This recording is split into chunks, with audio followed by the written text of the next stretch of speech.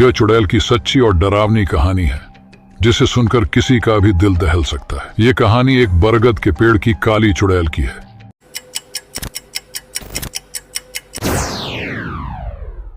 ये कहानी हमारे गांव की काली चुड़ैल के बारे में है। गांव के लोगों का कहना है कि वह जंगल के किनारे पर बने बरगद के पेड़ पर रहती है और वहां से गांव के बच्चों को देखती रहती है, और जो बच्चा उसे पसंद आता है वो उस बच्चे को अपना शिकार बनाने के लिए तैयार रहती है। पर वो चुड़ैल इस गांव में नहीं आ सकती, क्योंकि हमारे गांव में हनुमान जी का मंदिर है और उसे गांव के बाहर उस बरगद के पेड़ पर बांध रखा है। इसलिए वो चुड़ैल किसी बच्चे का उसके पेड़ तक आने का इंतजार करती है और फिर उसे अपने वश में करके मार कर खा जाती है। ऐसा गांव के सभी लोग बोलते हैं। इसलिए इस गांव का कोई भी बच्चा जंगल के किनारे पर खड़े उस बड़े से बरगद के पेड़ के पास नहीं जाता है।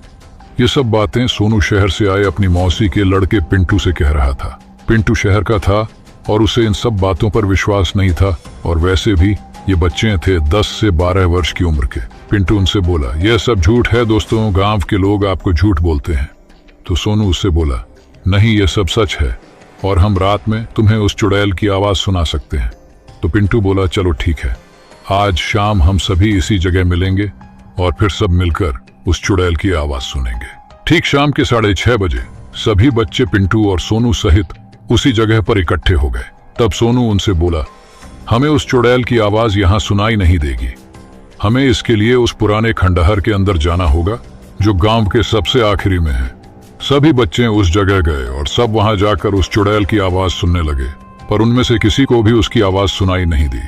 तब पिंटू बोला, मैंने तो पहले ही कहा था कि गांव वाले बस बच्चों को डराने के लिए उस चुड़ैल की कहानी बताते हैं। सभी बच्चे बोले कि नहीं, ऐसा नहीं है। रोज वो चुड़ैल रात में हंसती है और सभी से बोलती है कि मेरे पास आओ, मैं भूखी हूँ। ऐसा कहकर सब बच्चे उस जगह से जाने लगे और पिंटू भी उनके साथ साथ उनका मजाक उड़ाते हुए जा रहा था। सब बच्चे आगे थे और पिंटू उनके पीछे पीछे चल रहा था। थोड़ी ही दूर गया होगा कि तभी उसे किसी के हंसने की आवाज आई और किसी ने कहा, मेरे पास आओ पिंटू, मैं भूखी हूँ। पिंटू ये सुनकर डर गया और कांपने लगा। उसके मुंह से आवाज नहीं निकल रही थी, पर किसी तरह उसने अपने भाई सोनू को आवाज लगाई। तो सोनू और बाकी के सभी बच्चे उसके पास दौड़ कर आए और बोले, अरे तुझे क्या हो गया है, तू कांप क्यों रहा है? वो बोला कि मैंने अभी किसी को मेरा नाम लेते हुए सुना है। क्या तुम सभी ने भी सुना था? सब बच्चे बोले, नहीं, हमने तो कुछ भी नहीं सुना। सभी बच्चे बोले कि हमने तो तुझे पहले ही कहा था कि वो चुड़ैल की कहानी सच्ची है। सबने उसे उठाया और उससे कहा कि चल अब चलते हैं, कहीं वो चुड़ैल हमें देख न ले। सब बच्चे अपने अपने घर लौट जाते हैं और पिंटू और सोनू भी अपने घर लौट आते हैं। सब कुछ सही था। दोनों बच्चों ने खाना खाया और दोनों फिर सोने को चले गए। पर इधर पिंटू की हालत खराब हो गई थी, उसे नींद ही नहीं आ रही थी। थोड़ी देर बाद उसे किसी की आवाज सुनाई दी। वो जो कोई भी थी उसे बाहर बुला रही थी। पिंटू को बहुत डर लग रहा था, पर पता नहीं क्यों वो उस आवाज की तरफ खींचा चला जा रहा था। वो घर से बाहर निकला और उसने देखा कि सामने एक काले कपड़े पहने एक औरत उसकी ओर अपनी पीठ किए खड़ी थी। वो औरत मन ही मन में कुछ गुनगुना रही थी।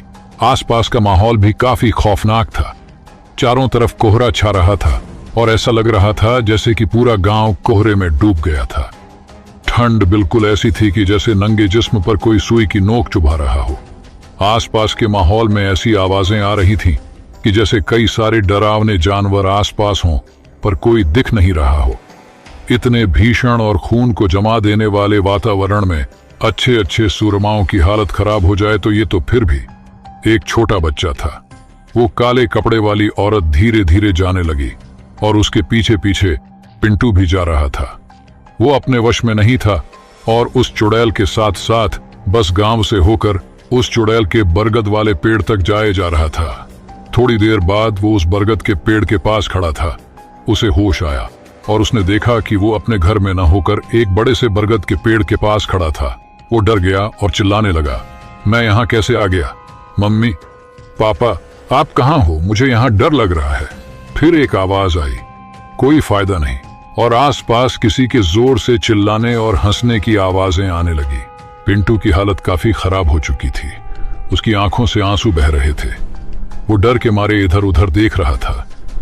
तभी उसने देखा कि उस बरगद के पेड़ पर एक काले रंग की शाल ओढ़े एक बूढ़ी औरत खड़ी थी। वो औरत दिखने में काफी भयानक थी और उसके हाथ में एक कुल्हाड़ी भी थी, जिसे वो अपने एक हाथ में लेकर उसकी ओर देख रही थी और हंस रही थी। वो बोली, आज तो मैं पेट भर के खाऊंगी। गांव में बहुत दिनों से कोई मेरा शिकार नहीं बना है। और हंसकर वो एक झटके में उसके सामने आकर खड़ी हो गई। पिंटू ने उसकी भयानक शक्ल देखी और वो वहां से भागने लगा कि तभी उस चुड़ैल ने उसे पकड़ लिया और उसके चेहरे पर अपने बड़े बड़े नाखून फेरने लगी, जिससे पिंटू के गाल पर एक नाखून से हल्का सा कटने का निशान लग गया। फिर धीरे धीरे वो औरत अपनी कुल्हाड़ी को उसकी ओर बढ़ाने लगी और कुल्हाड़ी का एक जोर का वार उस पे दे मारा। तभी पिंटू की आंख खुली। वो सपना देख रहा था। थोड़ी देर तक तो उसे यकीन ही नहीं हुआ कि उसके साथ यह सब क्या हो रहा था, पर उसने सपना समझकर सब भुला दिया।